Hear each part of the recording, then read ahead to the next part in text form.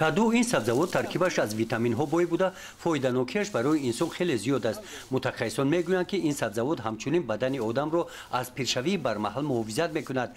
این خاصیت های کدو را به نوبت گرفته اماک نورخان عظیموف در این قطعه زمین خوجگی امسال دانه کدو کوریده از کشت کوریدهش وقتی جانوری حاصل خوب گرفت.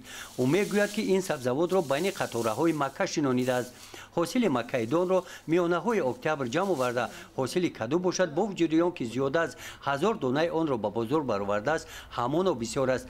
با گفته اماک نورخان پهلوی دیگری فایده‌ناکی کشت این محصولات ها را در آن می‌بیند که طبق مصلحت متخصصان ریشه آنها زمین را با قوت گردانیده در سمت بلند برداشتن حاصلناکی زمین مساعدت می‌نمایند. موفقیت دیگری دهقان استفاده اصول کشتگردان است.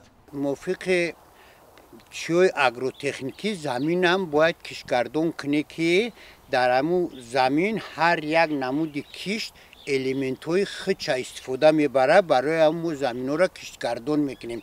یک سال که کدو کردیم با سال دیگه با نوع دیگه زراعت هم میکنیم که همون زراعت ها حاصل فراوان به دست بیاریم. یعنی زمین بقوت میشه. بقوت میشه در حالت کشتگردان.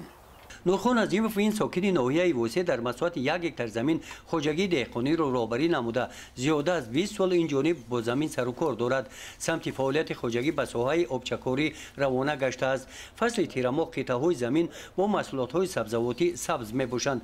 بیننده از دیدن چنین منظره‌ها حلاوت میبرد. قلمفور بلگاری ماه اکتبر نوامبر هم هر پگاهی به بازار برآورده شوند هم حال حاصل نیال‌های آنها بسیار میباشند.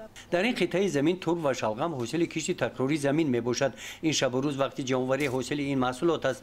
نورخان عظیموف میگوید که سبزیجات هایی که او پرورش نموده است از لحاظ اکولوژی تازه می باشند. زمین اساساً از پرو تامین میکنیم. در حالتی که از پرو تامین کردیم زمین بوی می شود. تمام نمودی همون زراعتی که میکنیم همون زراعت گویا که از جهت اکولوژی تازه ما نورهای شیمیایی استفاده نمیبریم.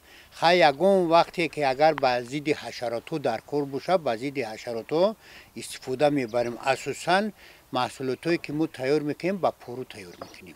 با وجود آنکه مساحت زمین هایی که اماک نورخان استفاده می نماید همگی 1 هکتار هستند لیکن هر وجب آن را عاقلانه استفاده کرده است. نورخان عظیموف دهقانی اصیل است. از تجربه دهقانی او بسیاری ها استفاده نمودند. در زمین های این خوجگی بارها سمینارهای سطح ولایتی و جمهوریوی گذرانیده شده. تجربه دهقانی نورخان عظیموف را در سمت آبچکاری و استفاده ثمرناک زمین می آموزند. گزارش خواجه نظریف خدای نظر ظهوروف از ناحیه وسه برای برنامه اطلاعاتی نوید.